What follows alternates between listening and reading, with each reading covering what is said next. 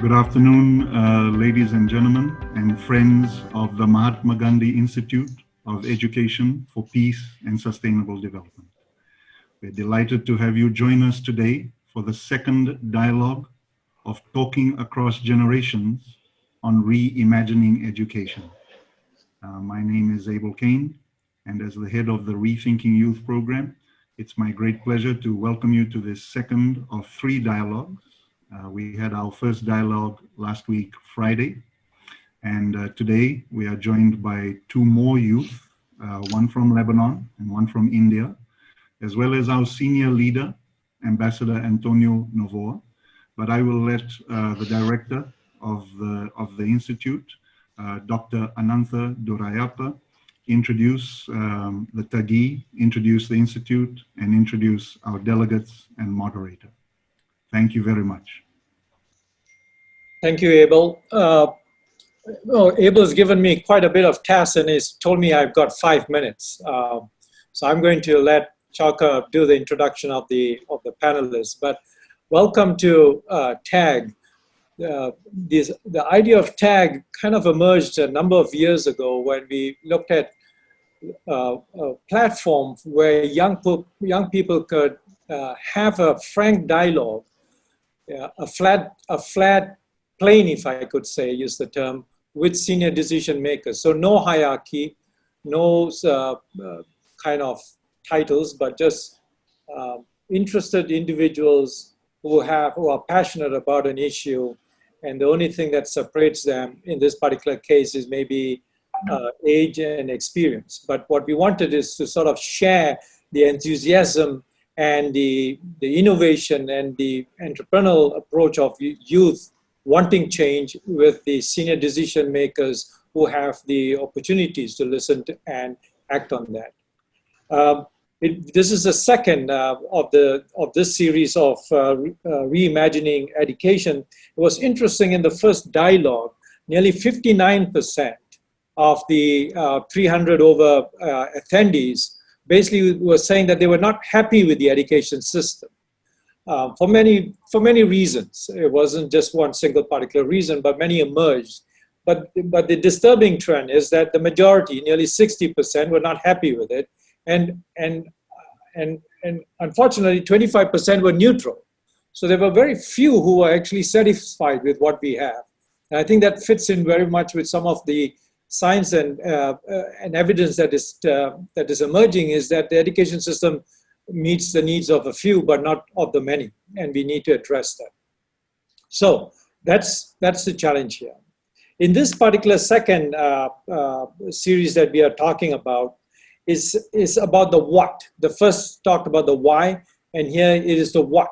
And it kind of really brings us to very close to the function, not the form, but the function of education, and closely with curricula. But I always say curricula and pedagogy have to go hand in hand, because the content is important, but also the way it's delivered is actually more important. And I think that's where the real challenge is, in the sense, in the way that we deliver hasn't really changed over the last, I would say, 300 over years. So how do we make learning? I've always emphasized that learning should be fun and learning should be relevant, where a child goes to school because he wants to learn, more for his own human flourishing rather than just being prepared for the economic or for the production sector. That's a side. I would call that as a positive externality as an economist speaking here. But the real objective is about human flourishing, that I learn because I love to learn. And I always like to quote Socrates when he was asked, what can you teach?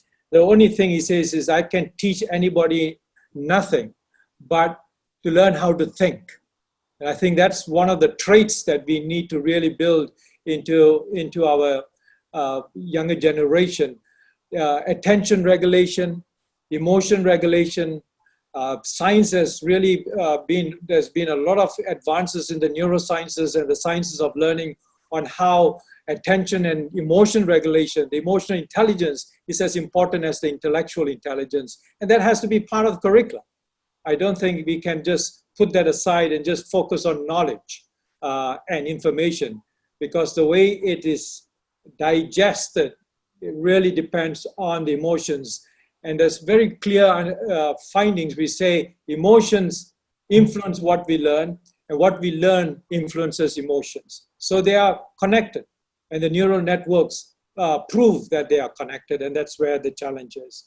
So Sushmita and Michael, your hands of a former professor and rector, I like to invite and thank you for taking the time, Professor Novo, to be here with us.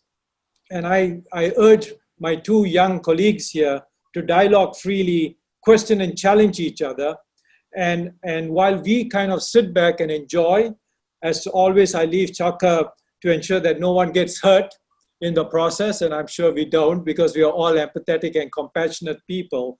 And I'm really looking forward to what comes out of this in terms of what of the education. And I hope, Ambassador and Professor, that this kind of provides some valuable input into the futures of education that you're part of, and which is really important for UNESCO and the way it influences education globally.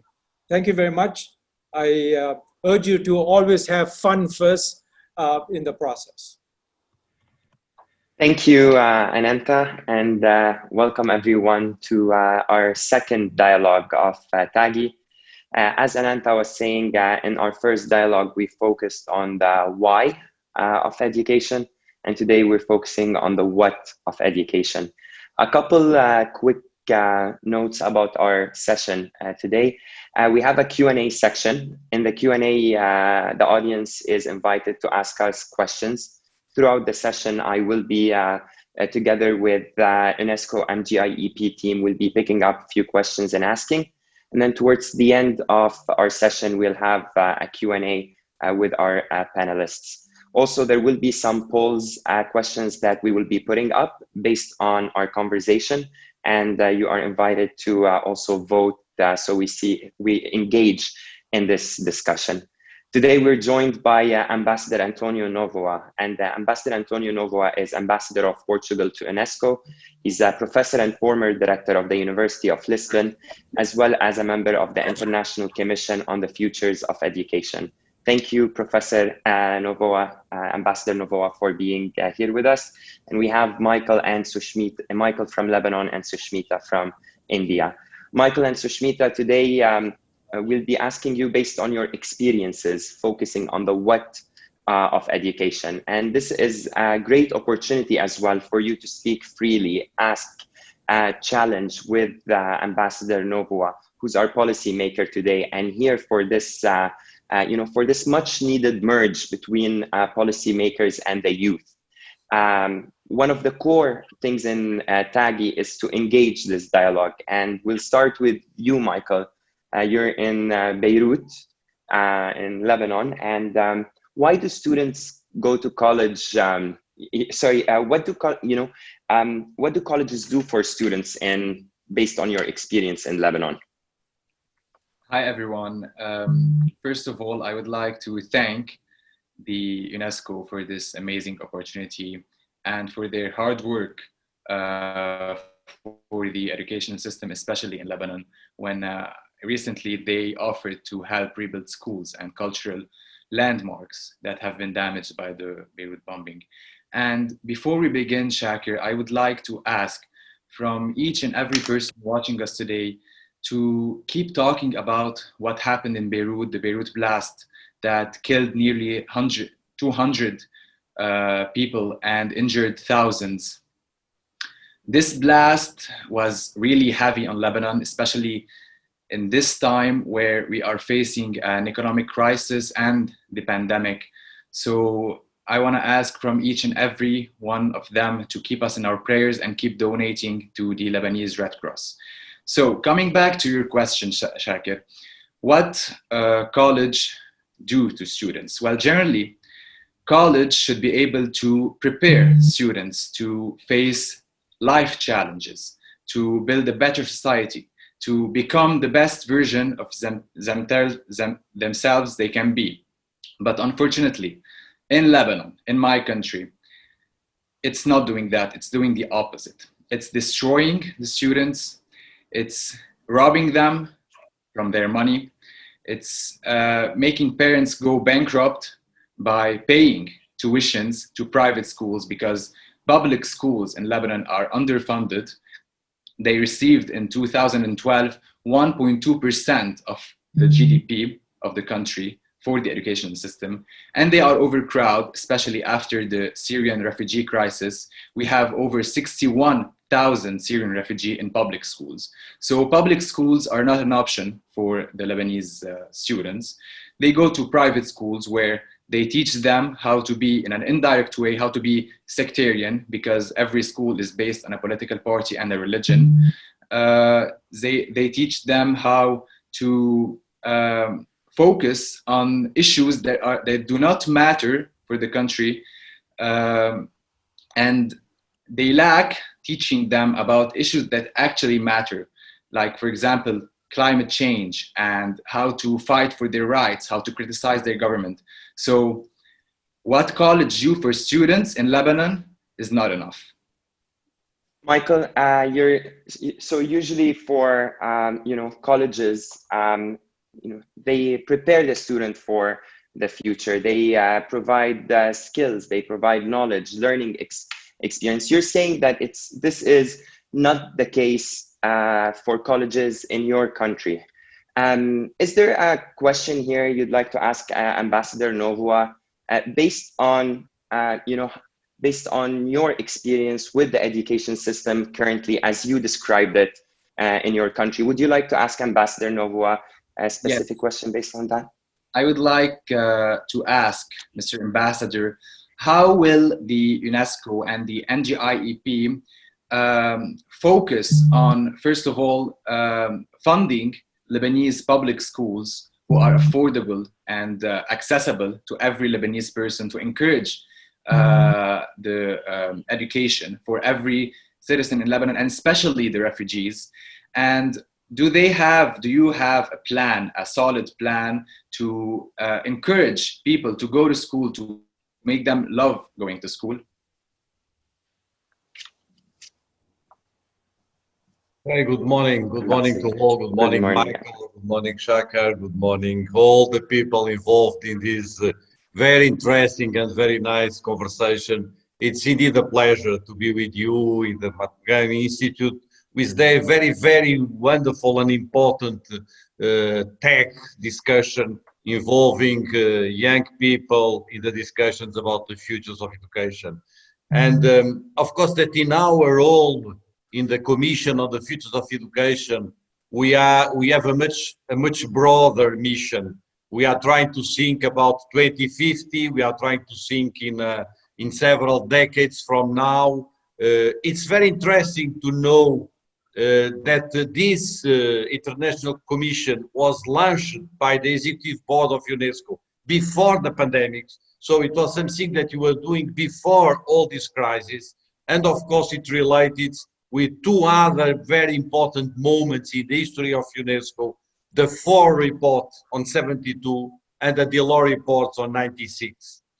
And the FOR report, the Edgar FOR report in 72, was very interesting because the main idea of the report 50 years ago, it was, and I quote, to go on simply enlarging existing educational systems in their old image would be a formula for disaster and would only contribute to deepen the existing educational crisis. So the point 50 years ago was to reimagine the futures of education, another way of doing education from schools to universities, another way of conceiving the question of education. And that's what we are trying to do now. We are trying to do now exactly the same kind of thinking, of prospective thinking, trying to reimagine the future of education.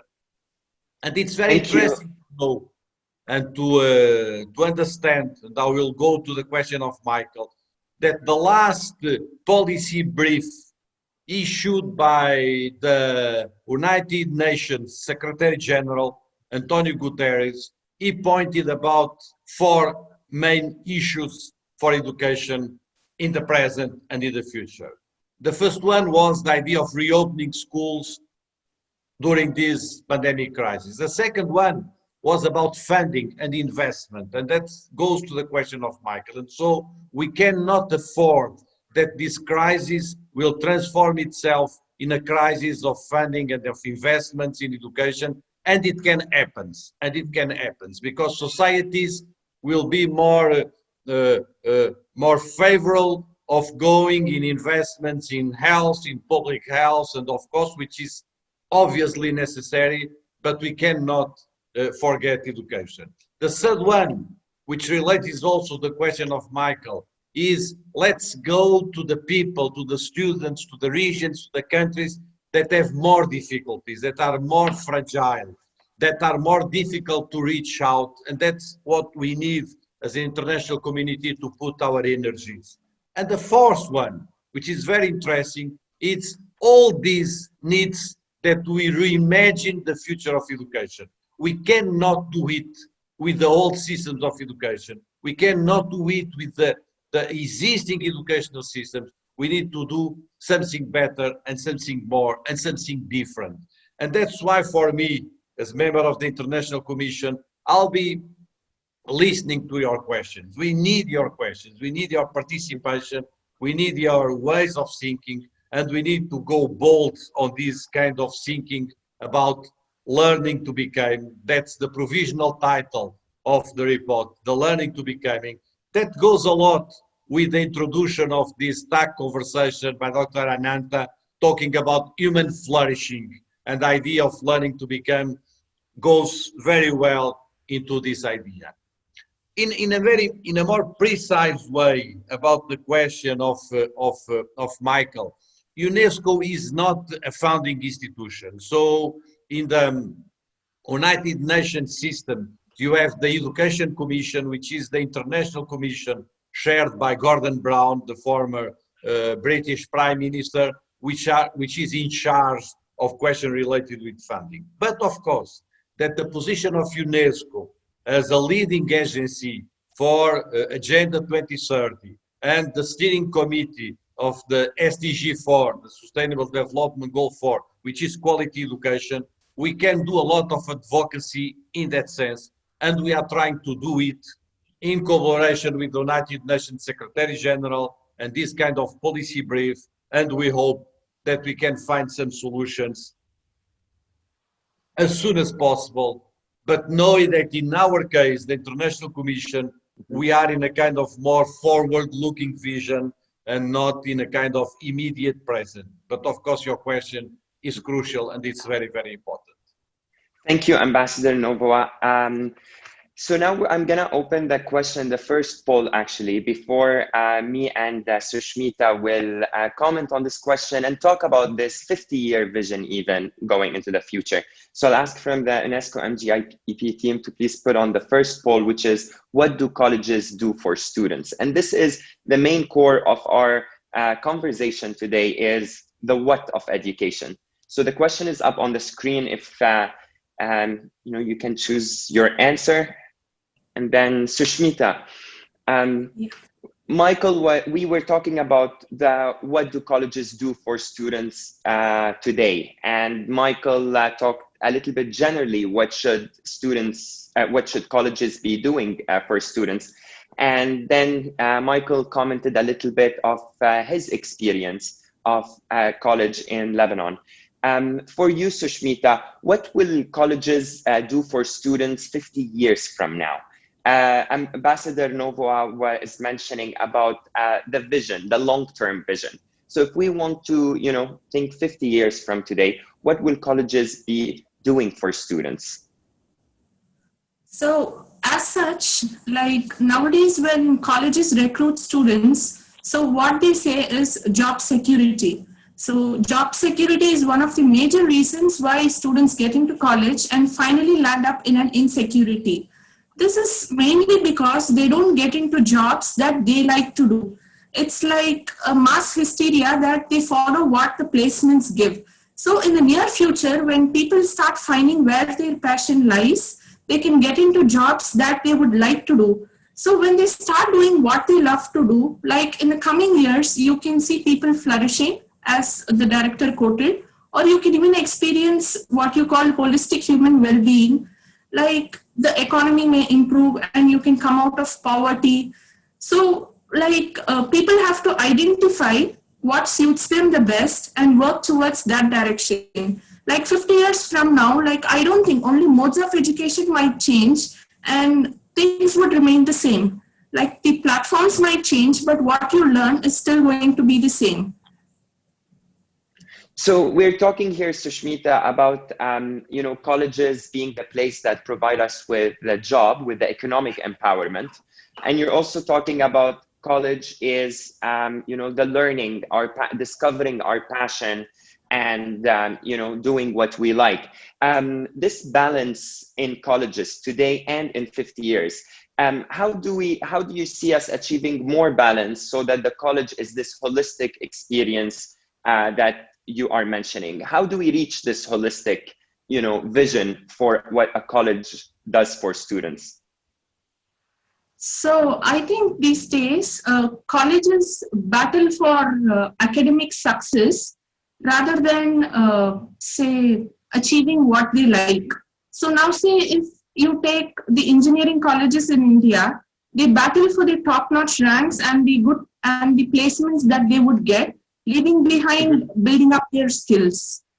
So I think 50 years from now, colleges should allow students to engage in other activities which can improve the community around them, or engage in like say entrepreneurship earlier, like giving them ideas for entrepreneurship during their college days. So such activities will improve their social and emotional learning and can enable the way they think of how to build a future for themselves. Rather than it might also reduce the unemployability ratios in the near future. Thank you, Sushmita. We just got the results of the poll about our previous question, and it's interesting here because you were taking us with this balance and 50-year vision, which I'm going to come to you, Ambassador NÓVOA, about it. But just to give you the results of our first poll, the majority, 36%, answer the question, what do colleges do for students, is that it equips them with skills to pursue a livelihood and a better economic opportunities. So here the economic element, which Sushmita was talking about, even in her 50-year vision, and in our current education system. Ambassador NÓVOA, where do we achieve this balance of I go to university to make money and everything, that's what college does to me, and where I'm going to college to learn and to provide me with, self-actualization, which was actually the second answer in, what colleges does for students. So this balance, how do we reach it? Where do we start with? Okay. Let me first, because I saw that there were some questions on the chat also about that our commission is much more about education as a whole and not specially about universities. And so, in fact, the part of universities, it's not the stronger part of our reflection. Our reflection is a much broader reflection about education. So, in a sense, I'm going to reply more as a former president of the main university in Portugal, which is the University of Lisbon, than as member of the International Commission. And then also, I'm understanding that when you name it college, you are talking about higher education, and universities, you are not talking about schools or high schools or whatever. So I'm understanding this because the term college is very different from one language to another language. So I'll try to focus on higher education and try to go on the question of Sushmita and that you are rephrasing now. The problem with that kind of economic understanding of universities, which of course is crucial, questions of job security, a part of our life it's also about jobs. When we talk about human flourishing, sometimes we go into a kind of rhetoric that forgets the parts of the jobs and the job security and whatever. And I think that the point by Sushmita is very, very important and it needs to be stressed. But the big problem, always in education, it's already the problem now, and it will be more yet in 50 years, is that we don't know what are the jobs of the future. We don't know what are the jobs of the future. in a recent survey by the Institute of the Future, they were talking at 80%, 4 out of 5 jobs that the children that are now in primary schools will have in 20 years have not yet been invented.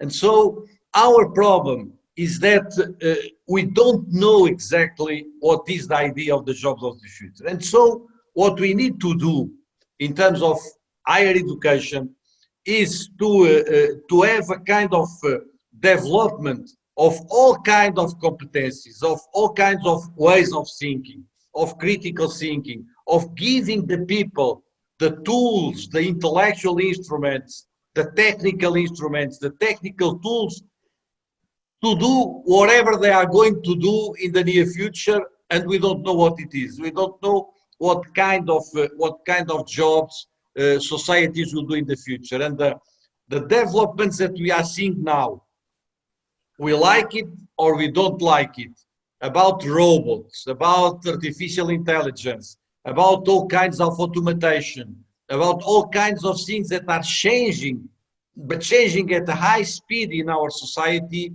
needs to be aware of the fact that we cannot go into, in my opinion, into very specialized curricula, what the Belgian author called the SSS. The SSS was the specialist specially specialized. So these kind of people that are very specialized for a job that maybe doesn't exist anymore 20 years from now. And so the problem is how universities deal with this. And for me, the best solution for universities is to create an environment inside and outside universities. Inside universities and with a kind of capillarity with society, with companies, with society, with culture, with social initiatives, that can, an environment that can give to the students that kind of opportunities to learn, opportunities to get in contact with jobs, with the social initiatives, with cultural projects and so on, in order to find their own way and to find their own way to go into the future. And I think that's this kind of equilibrium. It's very difficult to achieve, and it's very difficult for universities they live in a kind of a tension between different demands, different expectations, and different needs from their students and from society. Because I think that when you think about universities and higher education, we need to think always about the students and the society, the needs of the students and the needs of society. And Michael, in his first question, was raising, which is one of the main themes for our International Commission, which is the idea of the common, or the commons, as we say now in the discussion. How can we bring something common in our experience, in our educational experience? And I remember a wonderful philosopher of education from the United States, a feminist from the first wave of the feminism in the 60s, a woman called Maxine Green, and she told, I'm quoting directly, I cannot see any purpose of education if something common doesn't arise in a public space. And this connection between the common and the public, for me, it's crucial in understanding of the future of education and also in the future of higher education. Thank you, Ambassador Novoa. I'm gonna put actually the same question, since we're talking about the future and Sushmita started this discussion. I'm gonna put the second poll, which is what will college do for students 50 years from now? Let's see what our participants, our audience today, will vote on. Michael, once you see the question come up, now the poll number 2 is up. What do you think, the number 1 vote will be, Mike, from our audience today? I think that it will be provide a learning environment that demystifies caste, religion, and social structures, because Yeah, I'm just going to take the answer also from Sushmita. Sushmita, what do you think today our audience is going to choose as their number one answer of this? I think 21st century skills are very important because it's full of problems and you need a lot of problem solving skills to survive the 21st century. Let's put the results. I think the results will be up. So I invite our participants to vote on this poll. We're talking about the future here. What will colleges do for students 50 years from now? Sushmita is going for equip students with 21st century skills. Michael sees it as providing a learning environment that demystify caste, religion, and social structure. Michael, is that something 50 years from today you want to see happening in the education system in Lebanon? You started by talking about, when I asked you what colleges, when we were discussing what colleges do for students, you did mention this concern. Do you think by just pure cleansing the learning environment for you, this would be one major contribution? Chaker, in Lebanon, for us to reform the educational system, we also need to reform other government sectors, including the political one, the social one.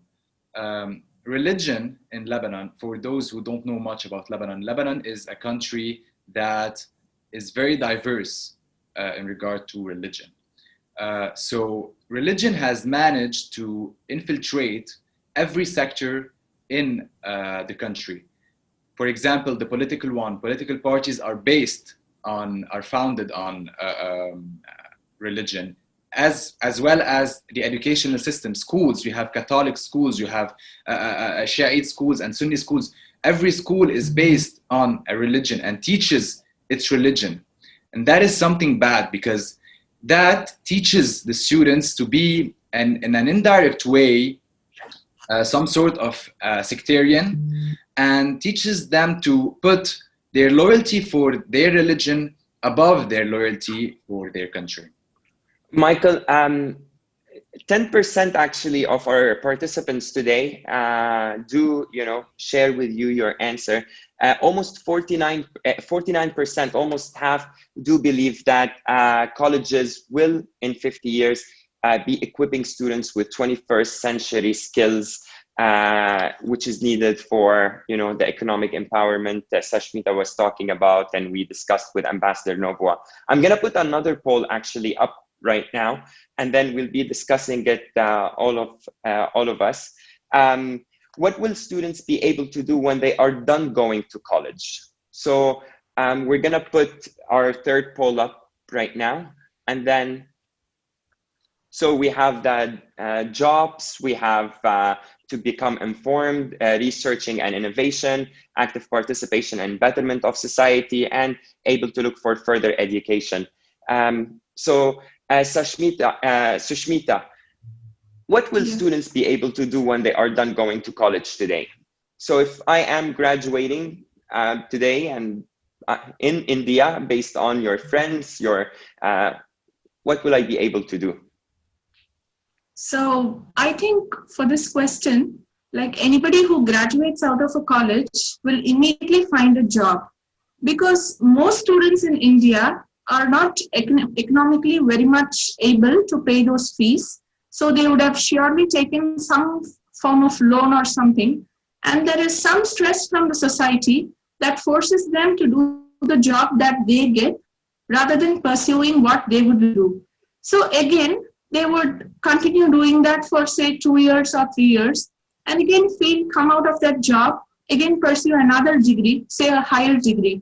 Now say I have a BTech in say an engineering degree, I would work for 2-3 years, not interested in that job, come out and find out another job, like another degree to pursue, which gives me another job security.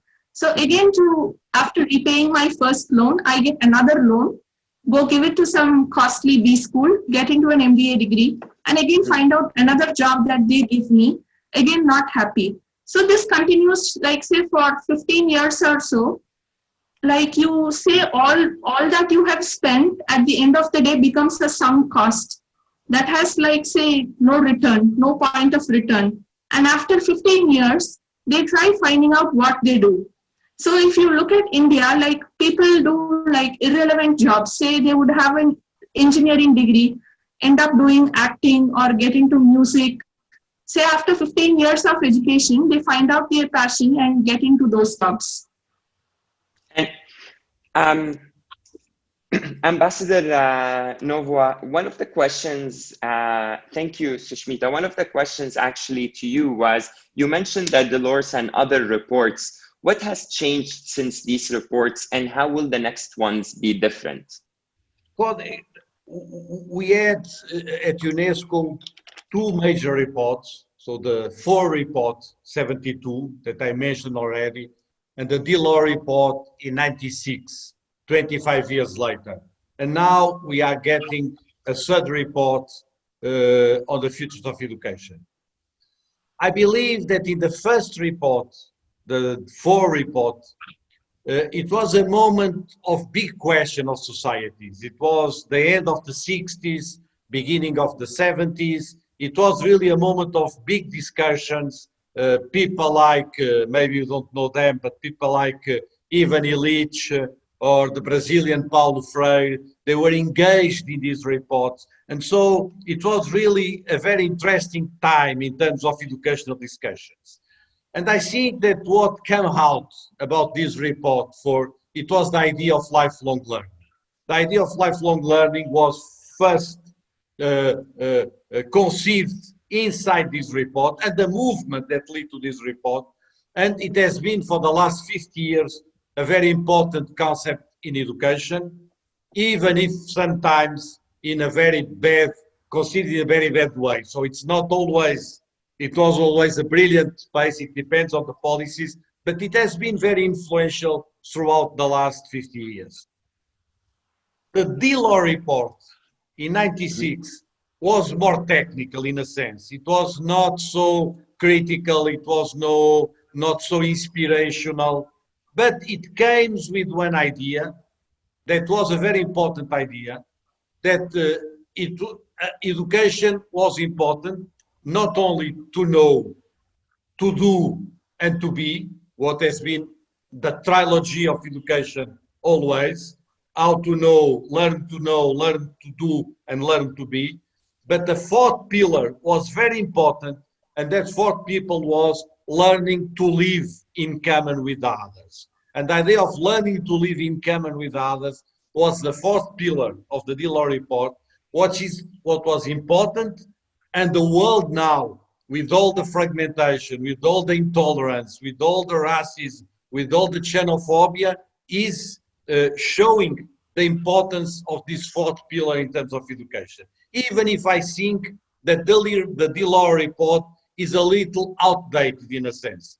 What we are trying to do in this 3rd report is, in a sense, to try to open a kind of avenues for the future, and thinking, and that I think will be one of the important lines of the report, thinking if the educational systems, as they were organized 200 years ago, in their structures, in their schools, in their curriculum, in their buildings, in their methods, if they are still useful nowadays, or if in a sense we need to invent, to reimagine different ways of doing education, probably not only inside buildings, but also outside buildings, not only to presential means, but also from online means, not only with teachers, but also with all other people in societies, in companies, artists, people from culture, whatever. So we are trying to do this kind of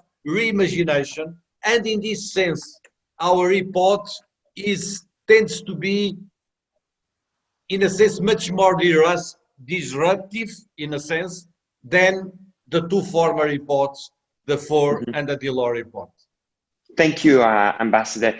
Looking into the poll results, again, getting jobs and pursuing career goals is what will students be able to do when they are done going to college today. by 43%. And then the rest of the answers about being informed and researching and innovation and active participation in better society tend to be getting, you know, a little gap. So people are thinking about the economic aspect of education. And one of actually the comments that came by Ritu Yadav now said, the only way to get out of the lower socioeconomic status is to get a good education. This is what we have been taught over years. The problem I see is that this makes education a path to economic stability, and learning part of the education is lost in the process. So that motivation by economic empowerment and advancing in the socioeconomic status is what, being the drive for what colleges do for students from our discussion with the audience. I'll put the next poll, which is, what do you think, colleges will be, students will be able to do after college in the future? Let's see how people have their hopes and visions to the future. The poll is now up. In the meantime, I'll ask Ambassador Novo a question that came also from one of our participants today. Why is lack of funding always a scapegoat of choice? Would it kill to admit that education system does exactly what it's supposed to do, i.e. standardizing and institutionalizing not just knowledge and vocation, but also mindset and values? So the question is, why is the lack of funding always the scapegoat of choice when we talk about education and educational programs? Yeah, it's if I understand well the question, I tend to agree with which is behind the question, and so what I think is the problem. Sometimes we have a lack of funding in many regions of the world. Sometimes we don't have this problem in other regions of the world. But still, we cannot escape to a kind of institutionalized way of education. And in my view, it's not necessarily the view of the Commission. What I think that we need to go is behind a kind of institutionalization of education through other forms of doing education. Societies have done education always, not always with this kind of format that we decided 200 years ago. And so it's a way of asking, are we at the end of an historical cycle of education and at the beginning of something new, or are we still struggling to get efficient and to get more efficient as possible in this kind of institutional framework that we have nowadays all around the world? Because in fact, the power of this kind of institutionalized education is that it was diffused all around the world, and it's in Asia and in America and everywhere. And so that's the question that I think we need to ask in this moment. And of course, to ask these questions, we need to look in a kind of, we need to have imagination, we need to have new ideas, we need to bring new ideas, to discuss new ideas, we need to disagree, we need to see, no, that's not the point, another point, we need to have this kind of important discussions. Michael, do you think that, like, let's say today in, anywhere in the world, a group of young people have in mind a way for reforming the educational system of what colleges do and what colleges should do and the environment of learning? And I'm looking into, even in the future now, I'm looking into poll number 4, still jobs, career goals are strictly attached with what colleges, do for students. Michael, if we today come up with a policy, how hard is it to get it in action, like to get it happening today in our current, time and atmosphere? To not only in Lebanon, globally, if we come up, Ambassador Novo is saying there's a lot we need to be doing for the next 50 years in the education system. Is our age group heard from policymakers in order to make change when it comes to colleges and to the education system? Or are these detached we don't have an open dialogue with the policy making bodies? The problem, Chaker, is that not only in Lebanon, but the whole world, the whole educational system in every country in the world is still teaching the way it did 30 years ago and 50 years ago. But now, like, these times are very different from the past decades. Michael, we've innovated a lot in our education. Like, look into now the COVID lockdown. We managed to, in a very short, I want to give credit here to educational institutions on how we tried our best to cope in very little time and very, on a lot of challenges. So, when it comes to change, like major changes to the educational system, is our generation able to take the lead, or do we need to depend on, other generations? And is there an open dialogue between, like, today's TAGe to TAGe? Is this something you're seeing more and more happening? This generation, my generation, is very much able to do change in the education system. But because we are now seeing the results of the previous generation's mistake. For example, climate change. The previous generation did not focus on climate change. We are seeing the natural disaster this year. We are seeing tsunamis. We are seeing heat waves.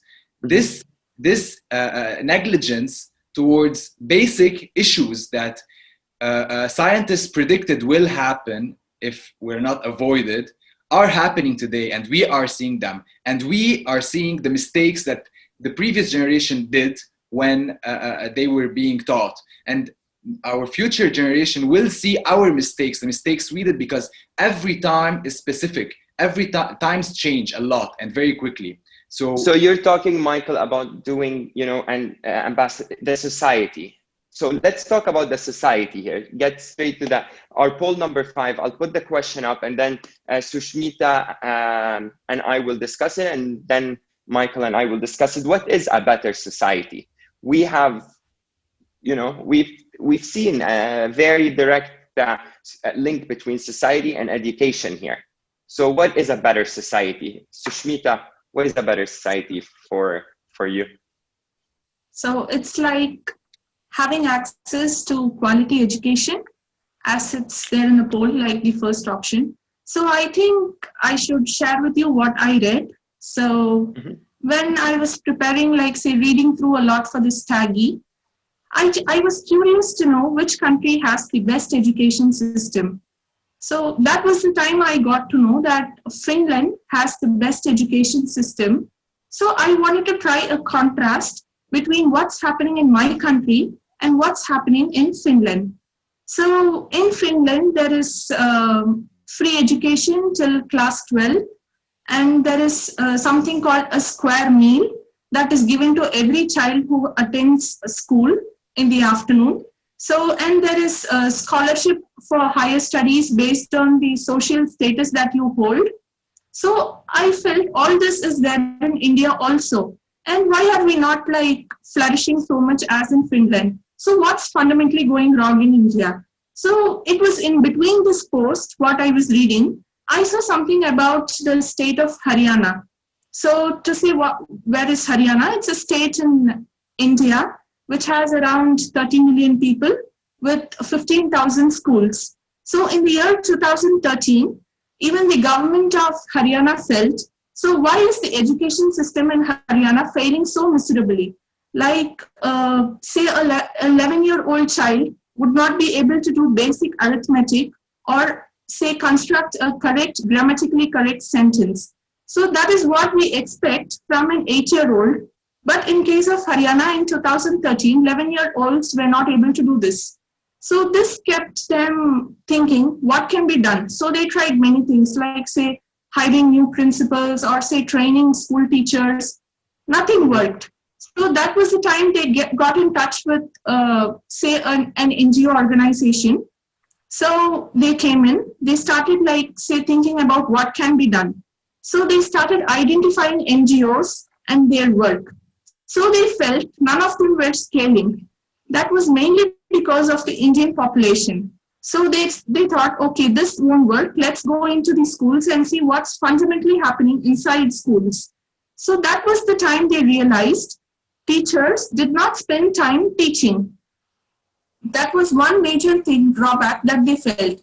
Teachers in India are mostly engaged in other activities, say like managing construction happening in schools, or say other activities like supervising how the midday meal is happening. So when government school teachers are engaged in these things, teaching does not happen. So when the government officials asked those teachers, so why are you not teaching? The reply that they got was like, in every annual meeting that is happening in India, nobody is bothered about the teaching happening in the schools. Rather, they are very much bothered about the food that is being prepared, the quality of the school classrooms. So that was the time they realized the government is innovating and implementing a lot of plans to bring in children inside the classroom, and the teaching is not happening. So the children spend a lot of time in school and not learn. So that was like the eureka moment for the government. And they started like, say, revising textbooks. They brought nature education, like implementing whatever they studied in textbooks, applying them in nature, say learning from trees, learning from the surrounding atmosphere from the school. So this, this had remarkable results, say within 2 to 3 years. So within 3 years, they saw the school dropouts like were completely nil. Everybody graduated 12th standard. And within 5 years, the number of graduates in Haryana started increasing. So now in 2020, most children in schools have grade level knowledge. And I think this is one torchlight for us to think funding is not the sole reason. Maybe like we can utilize what is already there and improve education. Like this is one suggestion I think to the government, which I would like to give. Thank you, Sushmita. Ambassador NÓVOA. Sushmita just gave us an example of common efforts and joint efforts coming together to for better access to education and better educational atmosphere. How do you see today our world is moving in that direction, supporting grassroots initiatives, supporting youth-led initiatives when it comes to education? Are we on the right track, or are there a few things we, as well as the younger generation here, we have to watch out for or prepare for? To answer very quickly, I would say that I don't think that we are not in the right path. We are not in the world, I would say. We are not doing our job inside education, and but of course there are many very good experiences, and I would like to stress what Sushmita just said. Sometimes I have problems in connection with, I'm not sure that I heard everything that Sushmita has said, but if I understand well her point, I totally agree with her. In fact, my academic career has always been about teachers and about the role of the teachers and the teaching profession. With her, I think that we need to give, to create a learning environment inside schools where the teachers can teach, where the students can learn, where things can happen, and not a waste of time all the time with bureaucracies, with many other different tasks, and not going into the real issues about education, about learning, and about teaching. And we have, of course, we have experience like Finland, you're talking about that. I must say that I don't like very much the idea of a kind of a world classification with the best and the worst. I think countries are different, situations are different, historic contexts are different, but we have many good experiences. Also in India, as you were saying, we have many good experience in Brazil, I know them very well. We have very good experience in all the countries of the world, and what we should do, it was to empower, to diffuse, to let this experience to be inspiring. And I believe much more on that, on a kind of cross-inspirational between experiences, between teachers and going ahead, than through a kind of bureaucratic system that dictates a new curriculum, that dictates a new program, that dictates a new something, and it never happens. And it never happens because we don't have the conditions, because we don't have the climate to do that. And so I think it would be very important to point about that. And of course, I cannot forget to stress also what Michael has said. He brought to our conversation, I had put it here in my paper, but he brought it, the question of the climate change. And climate change is not only about climate change. It's not a question about climate change. It's about everything in our lives. It's that our way of living, our way of connecting with the earth, our way of connecting with the others, our consumption, our ideas of life. And so climate change is necessarily at the heart of any discussion about education. And I think I would like to thank Michael to bring this idea, which is absolutely crucial if you want to think about the future of education. And to think about the future of education is not to think about the skills of the 21st century, because if you are talking about 50 years from now, we are inevitably talking about the 22nd century. So it's always very difficult to try to anticipate what are the skills, what are the jobs, what are the characteristics of the future. What we can say is give to the people the best conditions, the best environments, the best teachers, the best schooling experience in order that we can go as far as we can in learning to become ourselves, in learning to get the better conditions in terms of jobs, in terms of lives, in terms of being citizens. And the question of global citizenship is the second question that I would like to put together with the climate change, because those are two ideas, climate change and global citizenship, that will be in the discussions of our International Commission. Thank you, Ambassador. We're gonna actually, what is a better society? The poll we had put up, 32% of our audience said it's a place where everyone has the same rights and opportunities to become their best selves. So rights and opportunities, equality, liberty were part of this answer, followed by a place where everyone can afford the basics such as good place to live, clean water, air, and access to amenities such as healthcare, which brings here the topic of what Michael had brought up with the climate and our awareness. And then it is a place where everyone has access to quality education. Michael, what is a better society for you?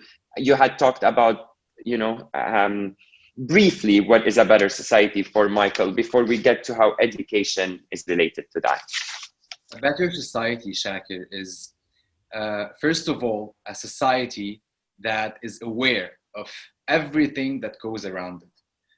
The most crucial issues that we are seeing, for example, in the USA, the Black Lives Matter movement, for example, in Lebanon, being aware of the corruption in the government, being aware of climate change, being aware of, in Lebanon, we have something called the kafala system, which is a sponsorship program that hire domestic African workers in Lebanon with zero rights. And so you're talking about being an informed citizen of everything around you is instead of being taught standardized like math and algebra. Of course, that's important. Sciences is important, but what's more important? What's important to become a good citizen, a responsible citizen, a cultivated citizen, are these lessons about life. So education, we can say education and better society. We've sort of, all of us have talked about that relation. Let's see our audience, how much they agree with this. Education contributes to a better society. The poll will go up right now.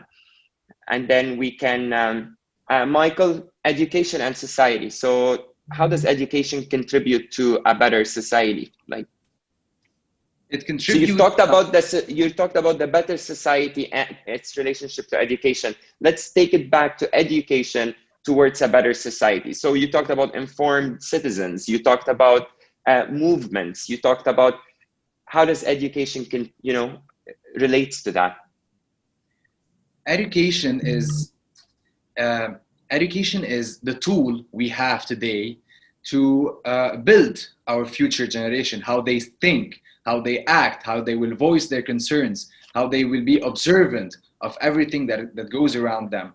So when we reform education to being a tool, a very useful tool to develop the creative minds of the people, to develop the cognitive learning of these people, of the future generation, we will be improving our society. We will be creating a much better society that actually give attention to their citizens, that care about their citizens, about how they conduct themselves, how they act, how they think about every major issue that goes around them. And that education will help these citizens form opinions and form stances to stand on these issues.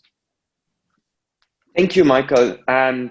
Sushmita, we've talked about employment. We've talked about the economy motive of colleges and education. We've also talked about how colleges and educational institutions are there for our better selves to learn, and how do we reconcile these two together? What are some of your ideas, thoughts of how do we reconcile these two, the economic motive and then our ambition and our going after our, and this is I think a couple questions that came out of our Q&A today. Yeah. So education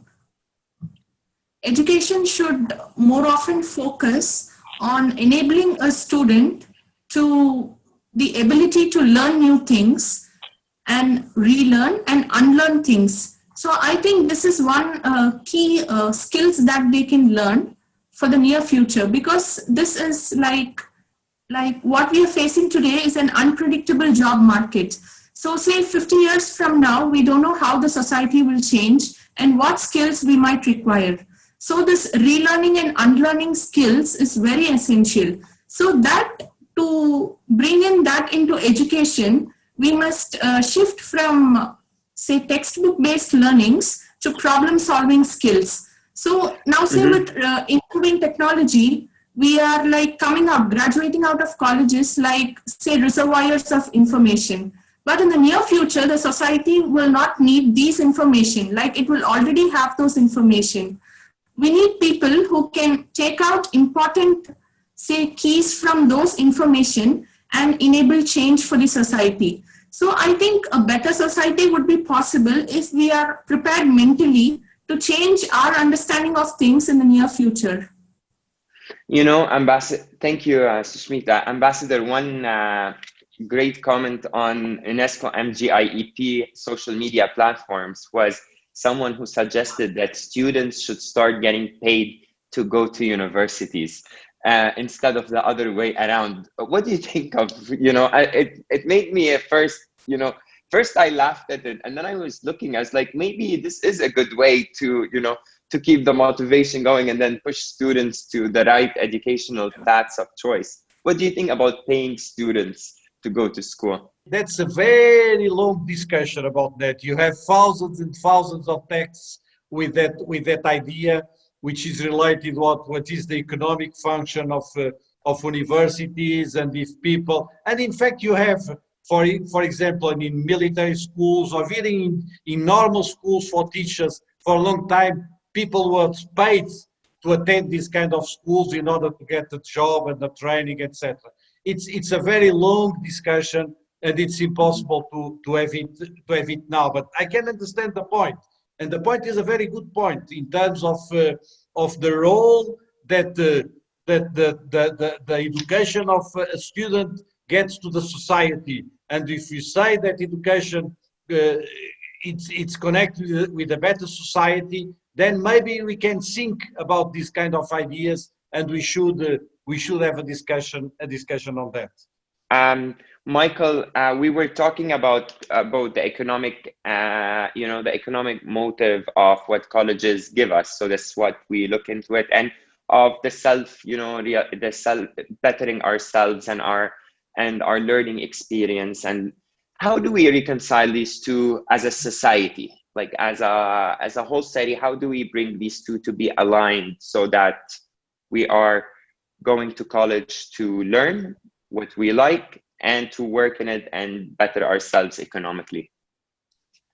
Chaker, the system, not only in Lebanon, but the whole system in the whole world has been teaching people, like, you finish school, you go to college, you finish college, you get a job and start making money and build a house and I don't know, whatever else.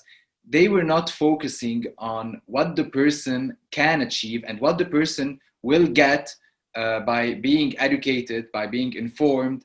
It's much more than having a license and getting a job. Of course, it matters for survival. It matters. We need to have a job. We need to make money. But further than that, we need to understand what we are being taught. We need to take what we are taught and apply them in our daily lives. That's how you build a better society, and that's how you get the person who is being taught to become a better version of themselves, to perfect themselves in some way.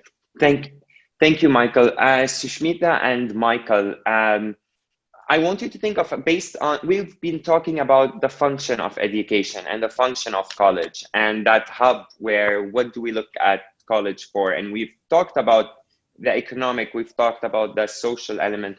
What would you like to ask Ambassador NÓVOA today in relation specifically to how do, the examining the function of education into the what of education? So based on the theme of our, of our talk, a very specific question I'd like both of you to ask Ambassador NÓVOA, so we can move now to the questions of our participants. And we have a group of 7, people that we're going to be inviting for questions. So quickly, Michael and Sushmita, a question to Ambassador NÓVOA, please.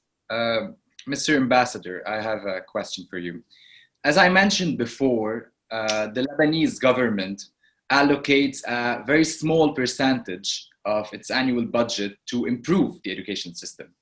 My question is, does the UNESCO and the MGIEP consider this sort of negligence from the government towards the importance of the education system as an underestimation to what improving this sector can accomplish, or does it show the inability of the Lebanese government to efficiently and effectively manage and control the Lebanese education system so it can help create better citizens and better Lebanese people? Okay, it's obviously that what UNESCO can do. UNESCO, as you know, is an intergovernmental organization. What UNESCO can do is to try to give some guidelines, to foster policies. And so in that case, UNESCO has been doing that in terms of investment in education, of asking governments to do a stronger effort in investment. And I think that's all that UNESCO can do. I cannot speak on behalf of UNESCO, of course. I'm here as member of the International Commission. I cannot speak on behalf of UNESCO, but I can speak as someone that is an educationist and that would like that all governments take this into consideration very, very strongly. Let me very briefly just say two or three other different things from further discussions. It's very quickly, it's telegraphic, but I would like to say it. The relation between education and society is very strong, but we need to look the other way around also, between society and education. It's not only education that influences society, it's also society for the best and for the worst that influences education. And we need to see this relation in both sides.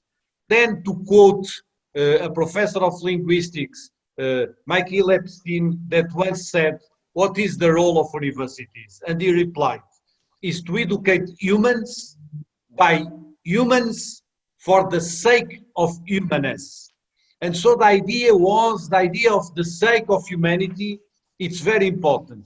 And we know that very educated people, lots of very, very high level, with lots of PhDs and whatever, have been dictators and been intolerant and been racist. So we need to take always that idea of the sake of humanness, as you're saying, or humanity. And third, education is not only about schools or about college. It's about everything that happens in society. And one of the main objectives of these international commissions is try to understand what I call for the moment, maybe it's not the good, the idea of capillarity. The idea that education happens in very different places, in very different times, and we need to recognize it and not have an idea of education as a formal, institutionalized process. Learning to become, it's not very good in terms of the concept. We need to, it's a provisional title, but it was the idea of the former book by Carl Rogers, To Become a Person, and books like To Become a Woman, the idea that we don't born something, that we became something through our work, through our efforts, and so on. And last point, very telegraphic also, if the pandemic is global, and it's global, if the economy and the financing is global, and it's influencing all of us, we need also to understand education as a global common good. And that was the report of UNESCO in 2015, Rethinking Education. And we are going ahead with this idea of education as a global common good, what means a global responsibility. And it goes directly to the question of Michael, the question that the problems of education in any country, they are problems of global responsibility, and we need to have the political means to understand and to intervene in this moment. I'm sorry to these telegraphic points, but it was only not to forget. Thank you, Ambassador NÓVOA. Education for global common good. I think your final remarks make the theme of our discussion today, the function of education. Sushmita, we're going to invite 3 people from our participants to ask questions directly to our panelists. We'll hear their questions in audio. Umayma Ehtasham, and Priyanjana and Naz Dilan. Okay, Umayma sent her question, so I'll ask the question on behalf of Umayma. How do we plan bridging the gap between the rural and urban higher education divide? Do we see it to be an equal footing in the next 50 years? Who would like? So Umayma's question is about how do we bridge the gap between the rural and urban higher education divide? I think Ambassador NÓVOA would. Yes, the problem of the divides, the poverty, rural, urban, whatever. There are many of divides, lots of fractures in the world, and many of inequalities. And in my opinion, they will not be solved by the configuration, the current configuration of educational systems, of educational universities. If we adopt a kind of ranking, a kind of world model of universities, and we try to develop it everywhere, this divide will be growing. And so the only possibility is to have a different approach of what is a university, how it is organized, what is a good school, how it is organized. And probably it's organized differently from rural areas to urban areas, from one country to another country. And so for me, the idea of difference, of respecting the difference, not creating inequalities, is for me absolutely central. And the only idea that I can see not to go further in this dividing is to have a different approach of how we organize education, how we organize schools, how we organize universities. And the question of inequalities is raised. We issued already a report. The Commission issued a report in response to the pandemic. It calls 9 ideas for public action. And in these 9 ideas for public action, we find a discussion about the different divides, the different inequalities that existed before the pandemic, but they are fastening and growing after the pandemic, and it needs to be a concern for all of us. Thank you, Ambassador. A lot of comments I'm reading I'm picking up a few of discussions going on about today college becoming online. Sushmita and Michael, the online experience of a college, does that in any way affect what colleges should do for students, or are we equipped and good and ready as a generation to, to take that online experience going on? So I think online experience is not giving the entire feel and the learning outcomes of what we learn. So it is just that you grasp only what is being taught. So a classroom is a place where you can interact with students. I think online platform is not enabling that effectively. And another issue in India is that Sushmita. 30%, yeah.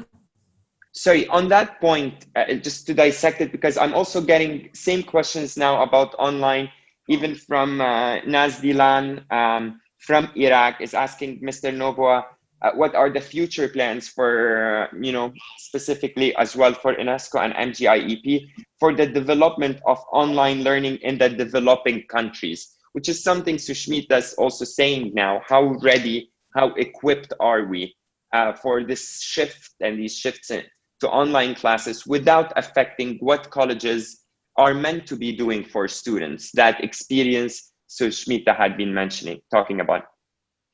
Are we equipped, Ambassador NÓVOA, for the whole online shift, especially in developing countries? No, we are not. No, we are not.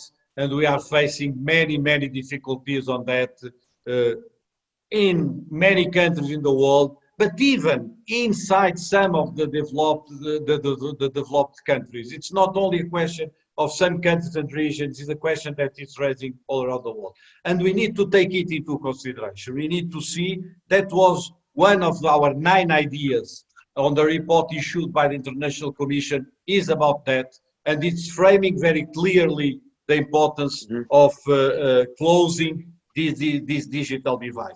For me, I have talked before about artificial intelligence and digital and online, but the question for me is not about that. The question, of course, that online is there, the digital is there, the artificial intelligence is there. We need to combine different ways of doing education, of doing universities. We can go to every tools we have, but we need to understand for what. And if it is for doing a kind of second level education, of a lower level education for the poor or for the countries that are more fragile, then I don't want that. But if it's to enrich our educational experience, to allow us to work together, that's okay. That's no problem with the digital. Thank you, Ambassador. Michael, the whole online shift, online experience vis-a-vis what, what education, what education is and what colleges do. How do we get, Ambassador is saying that, no, we're not equipped and we need to be equipped. And we keep hearing that. And there was a question earlier, which I totally agree. When we talk to our governments about, or our, or institutions about supporting the online sector, there's always that funding, in some cases, that funding, scapegoat, as one of our participants said. Michael, how do we get them on it? How do we get everyone, whether I'm in, a place A or B or C, to be actually having access to that online experience everyone is talking about, and the COVID shutdown even promoted it even more?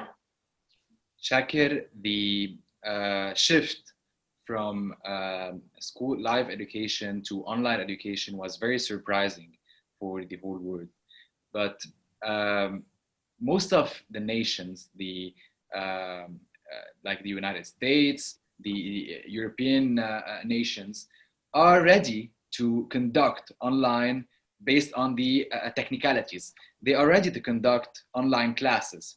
But yeah, but those who are not ready, what do you think, where should we start to make them ready? We have 8 minutes for this session, so let's get into the action part. What is the next step that needs to be done for online classes to be integrated for everyone? We need to have, first of all, access for everyone. There's a lot of people that do not own a laptop, that do not own an internet connection. For example, in Lebanon, we have a very bad internet connection. We have very bad infrastructure. People do not have money to get a better internet connection, to get a better laptop, to get a webcam, to get books. This is all connected to reforms and funding within the Lebanese government, especially. Yeah, Sushmita. So we're talking about you know, the function of education, and we have agreed, you know, among us that there are major changes that need to occur, so we have, you know, better situation in 50 years from today. How do colleges start taking these initiatives? How, you know, do they how happy, how satisfied are you as well with how colleges are advancing, are getting the support, especially now with a global lockdown? Do you see that, you know, we are coming together right now in the right direction and on the right track? So, like, currently we have shifted to online education through platforms. I don't think that has very good accessibility in India. Like, there is a survey. So what do we do? Okay. So what do we do now?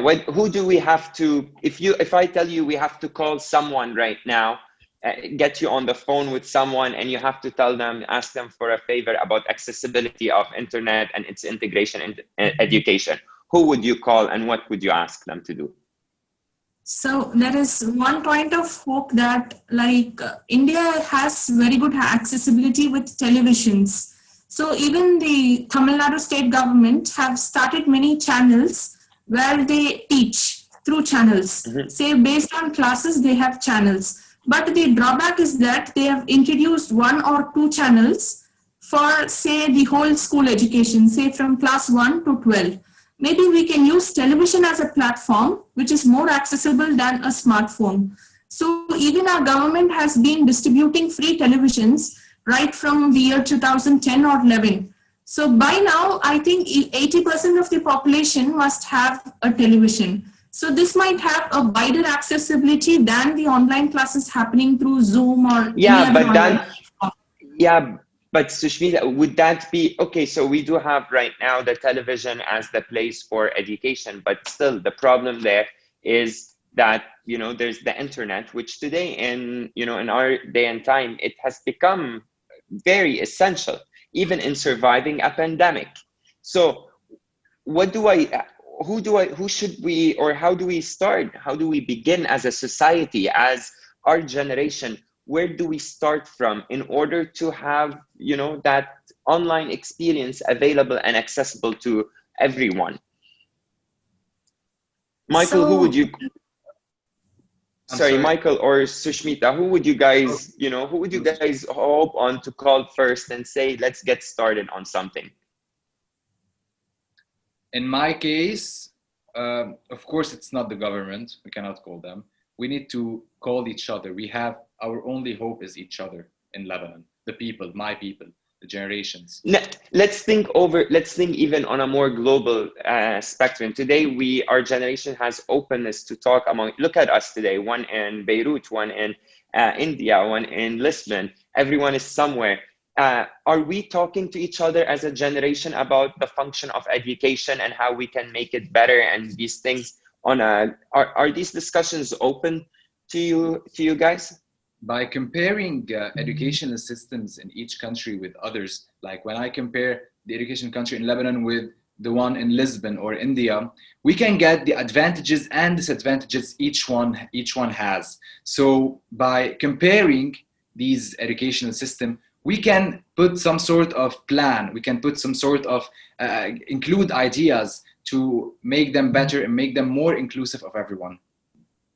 Sushmita. I'm going to put the last poll up, Michael, and then I'm going to be asking you and Sushmita final remarks. And so the final poll is actually about how happy is our audience with our TAGe process, with our TAGe session and TAGe process. So in the meanwhile, Michael, final closing remarks, and make it please specific about examining the function of education, the what of education. As to sum up sort of our session in a very brief way, we talked about colleges. We talked about what colleges do for students today and where we see what we see colleges doing for students in 50 years from now. We did see a very 49% still, believed in in college as preparing us for skills. A lot of focus, 36% did focus on economic empowerment of education, of colleges, better society, and as Ambassador NÓVOA said, it's for the global common good. I think that was amazingly said, summing up the session. So out of everything we said, Michael, what are your closing remarks on this? And do we have hope that we pick up, we get on track, so it's not like we're off track, like Ambassador had indicated in certain areas? Chaker, me talking to you today, talking to the Ambassador, talking to members, senior officials of the UNESCO is hope. Having people from my generation, from my country especially, agreeing with what I'm saying, confirming and giving me solutions to make our education system better is hope. But relying on the government, on especially the Lebanese government, for change, there's no hope for this. And for us to make education better, for us to make education more beneficial to the students, is first of all, we need to stop thinking as this generation is like the previous ones. This generation is not. This generation is completely different. The times are completely different. We need to evolve with them. Thank you, Michael. Sushmita, what are your final remarks on our subject today? So I think we need a paradigm shift in thought about education. So we have to realize that academic success is not our endpoint in education. We must opt for lifelong learning, that we should think of learning as a journey rather than a destination. So this lifelong learning will enable our improvement, and this in one point of time will bring in like new innovations, new ideas. This might again contribute to the quality of education becoming better. Thank you, Sushmita. Ambassador NÓVOA, our reports about education and all these idealistic theories and everything, are these enough? So I would, we spend a lot of time on making reports and everything as institutions, and we invest a lot. Are reports enough? No, they are not. They are obviously not. We cannot wait that the reports will solve the problems of the world and neither of education. And so what we need is people in education, is teachers, is students, is people involved in education, talking with each other, getting more initiatives, getting more responsibility on that. And that's what we need for the future. And that's what was so important for me to be in this discussion with you, with Sushmita, with Michael, with everyone. We need a cross-generational discussion and a cross-generational dialogue. It's time for you to take your own responsibilities in this discussion, and it's very important. Nevertheless, let me say two things that have been said very quickly. I don't believe in an education that it's all online. I don't believe on that. And so digital tools are important, but don't think for the future in an education that's not a kind of contact human dialogue. And I don't believe television, it's very important for an emergency. We can do it now, let's do it now, but not for the future. We cannot have people educating by television and others by internet and others by digital one. And answering to your question, where can we begin? Let's begin to schools. Let's begin to do to the schools this kind of technological capacities. Because in Portugal, and we are in Europe, we understand that most of the schools have less technology that I have in my own house. My own family has 5 or 6 or 7 technological devices, and the school of my children have nothing. And so let's try to give to the schools, and then the schools can manage to individuals and to people who are less empowered and so on. So let's continue this dialogue. It was indeed a very huge pleasure. Give to our commission all your opinions, all your thoughts, and we'll be engaged in other discussions. Thank you, Ambassador. Michael, I started with you this session. I'm going to end this session with you. You started this by talking about the unfortunate events happening in your country and how that affected your college experience and your education experience. From what I know about Lebanon, students haven't been able to go to school for months now because of so many reasons. Do you have more hope from Ambassador Novo after this session? I have hope in what the international community can do to Lebanon and the generation youth. But I have a question for the ambassador, Mr. Ambassador. Do you think... I think it has to be very brief because I'm running on a 60-second... I'm sorry, it's very brief. Sushmita, sorry, how about you? I promise you to get your question to the ambassador by email, because I want to ask Sushmita too if she's hopeful or too, and I'm really running on a counter, on a very strict counter. Okay. Sushmita, are you hopeful too after talking today, or did we just spend an hour and a half talking and it's another report that will happen?